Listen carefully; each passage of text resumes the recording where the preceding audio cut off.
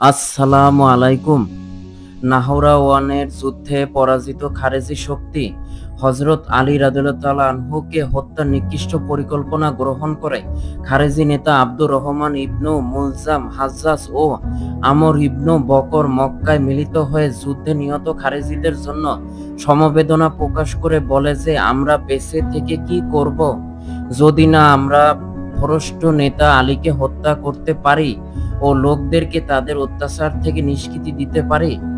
উল্লেখ্য, এদের তিনজনকে আলী রাদিয়াল্লাহু তাআলা আনহু নাহরাওয়ানের যুদ্ধে ক্ষমা করে দিয়েছিলেন।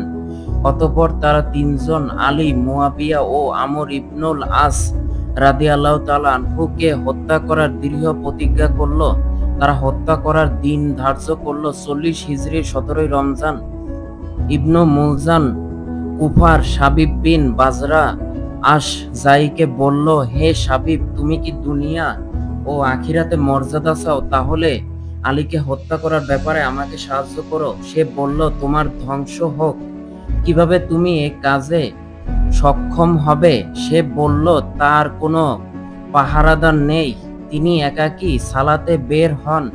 আমরা তার জন্য মসজিদে লুকিয়ে থাকব। অতঃপর যখন তিনি সালাতে বের হবেন আমরা তাকে হত্যা করব। যদি আমরা বেঁচে যাই তো ভালো, নইলে দুনিয়াতে আমাদের খ্যাতি ছড়িয়ে পড়বে এবং আখিরাতে জান্নাত লাভ হবে। অন্যান্য বর্ণনায় এসেছে অন্যথায় শাহাদাত লাভ হবে। সে বলল, ইসলামে তার অগ্রগামিতা ও উচ্চ মর্যাদার কারণে তাকে হত্যা করতে আমার মন সায় দিচ্ছে না। উত্তরে ইবনু মুলজাম বলল, তিনি কি নাহরাওয়ানের যুদ্ধে সৎ লোকদের হত্যা করেননি? তাদের রক্তের বদলায় আমি তাকে হত্যা করব। অতঃপর সে পূর্ব পরিকল্পনা মতে মসজিদে আত্মগোপন করল এবং দরজার পাশে ওত পেতে রইল। ফজরের আজান হলে তিনি বাড়ি থেকে বেরিয়ে লোকদের আস-সালাত আস-সালাত বলে সালাতের আহ্বান জানাতে থাকেন।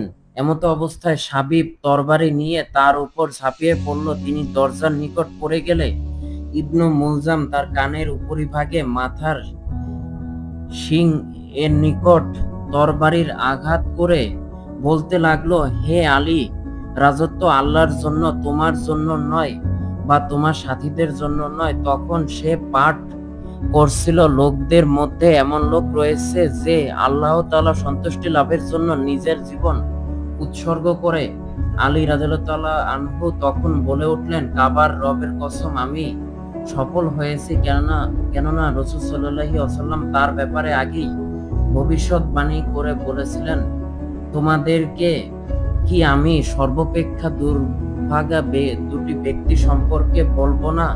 তাদের একজন হলো উটকে হত্যাকারী কওমে সামুদের উহাইমির, আর অপরজন হলো তোমাকে তোমার এই স্থানে মাথার শিংয়ের নিকট আঘাতকারী ব্যক্তি। হে আলী, এমনকি রক্তে তার দাড়ি ভিজে যাবে। খলিফা হযরত আলী রাদিয়াল্লাহু তাআলা আনহুকে জখমি অবস্থায় বাড়িতে নিয়ে আসা হলো।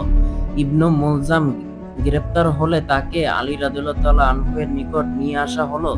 তিনি তাকে বললেন, হে আল্লাহর দুশমন, আমি কি তোমাকে নাহরাওয়ানের যুদ্ধের দিন ক্ষমা করিনি? সে বলল, হ্যাঁ। তাহলে তোমাকে এ কাজে কে প্ররোচনা করলো?